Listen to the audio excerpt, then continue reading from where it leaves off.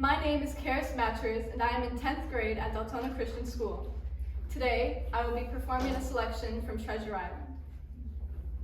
For centuries, the adventures of Jim Hawkins and the legendary pirate Long John Silver have been capturing the imaginations of young and old alike through Robert Louis Stevenson's epic adventure of Treasure Island. In this story, we first find young Jim Hawkins faithfully helping his mother run the family inn, the Admiral Benbow. It is here that Jim first meets the man whom he would come to call the captain.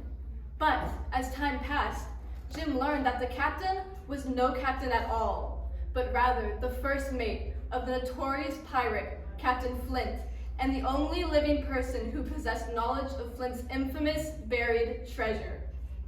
It seemed the more Jim learned of his friend the captain, the more he realized that an adventure of a lifetime was about to begin. Will any kind friend inform this poor blind man where he may now be? You're at my family's inn, the Admiral Benbow. Well then, will you give me your hand, my kind young friend, and lead me in? Now, will you be knowing a man who calls himself the captain? I don't know. Yes, sir, I do. Well then, boy, take me to him. And if you know what's best for you and your mother, you won't say a word. Jim fearfully led the blind man to the captain, and when they reached him, the blind man did a strange thing. He placed a small paper in the captain's hand and then nimbly left the room. The captain looked at the small paper in his hand and gave a cry of dismay. Oh no! Captain, what is it? Don't worry, Jim. They'll never find it. That's right. We won't let them. That's right. We'll have them yet, Jimmy boy. But before Jim could find out what he meant, the captain hurriedly stood up and then dropped to the ground dead. Mother, come quickly! It is the captain.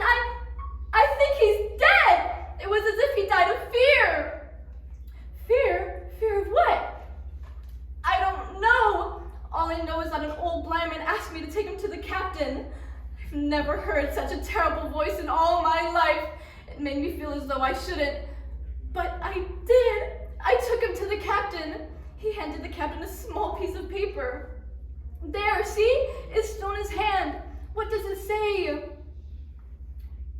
You have till 10 o'clock, signed Black Dog. How bizarre. Well, I guess there's only one thing left to do. I know, but it will take me some time to dig the grave. Grave? Who said anything about a grave? I